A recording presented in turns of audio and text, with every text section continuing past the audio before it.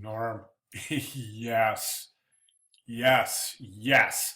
This is what I'm talking about, man. I love this, and this is a winner. It is very, very, very, very memorable.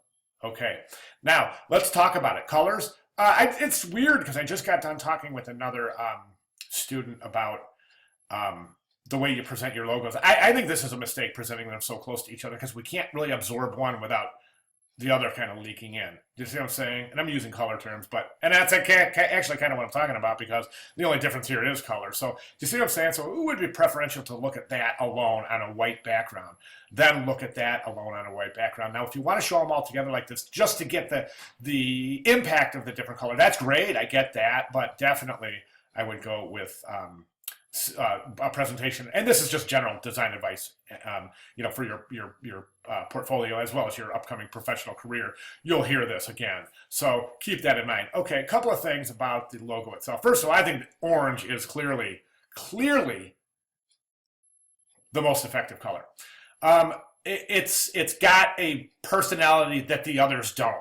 So definitely go with the orange. A couple of things that I want you to see with your logo, okay? Now, the illustration is very cool, but in logo design, you have to keep in mind that, we don't have,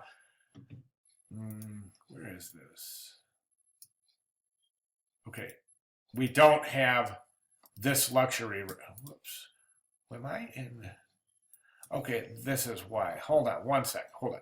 Okay, as I was saying, is that we don't have this luxury of seeing the logo unless it's on a billboard. We typically don't have the luxury of seeing it this close. So what does that mean? That means there's a lot of things here that are going to fall apart when we reduce the size of the logo.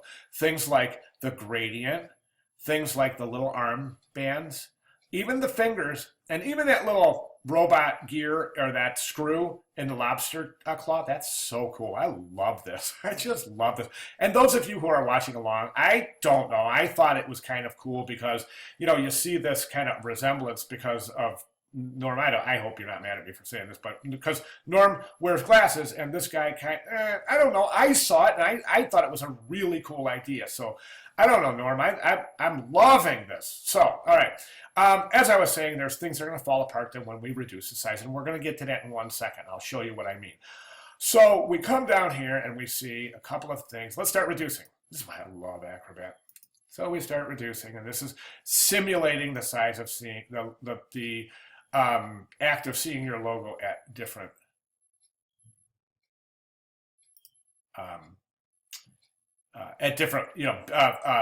distances from the logo itself. Okay, so we see now the arm bands are completely gone now. Okay, and we're not even that small. I mean, we're still not even business card size yet.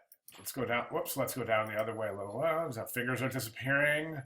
The screw in the lobster claw has disappeared. Now that's gone. This whole hand looks like a mitt now. Okay, now what's happening is the mouth, the little smile is gone. And further, now we're starting to get this illusion that there's some connection between the triangle and the eyes. Do you see what I'm saying? So you don't have the luxury of this in logo design. It can all be fixed, just simplify it. And the other thing I want to mention is this: the mouth just seems like it's kind of blip, just kind of placed there. Everything else is so perfect. The eyes got the reflections and the light and the depth that you've built with the piece, and excuse me, excuse me, and all these cool things. And then the mouth is just like blip, just this little smiley blip, just a little path. And then in that path, we see that you have, okay, so, all right, yeah, the mouth, see how it's just like there? It's not in good relationships. It's the size of the rest of the head, and it's just kind of, it's gone. Now, see, we can't really see it. It's starting to disappear. Now it's gone just about. So you see what I'm saying? So I would work on that, and then definitely maybe separate those fingers a little bit, or give them a glove maybe instead of separate fingers, and then the screws got to come out. I would maybe even think of removing that claw a little bit further away from the body. Okay, but you are there, my friend. And listen, these are things that are moving forward. You don't have to do this for the final.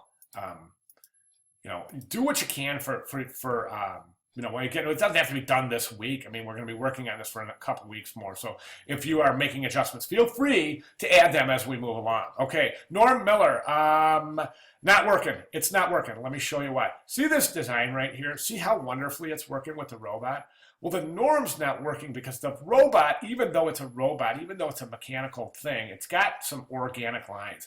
It's got the nice body, organic shoulder, curved lines. Even the head has these curved lines and not any square. The only square line is the broken antenna. So let's follow that, and that's why this typeface works with this more so than this, because this typeface here is just has some really sharp angles. So it's not complementing the logo at all. It's just got these super sharp angles everywhere in here, and then you have these soft kind of rounded angles over here. So I think it's a wrong typeface. So all right, awesome job. Any questions at all, please let me know. Thanks, Norm.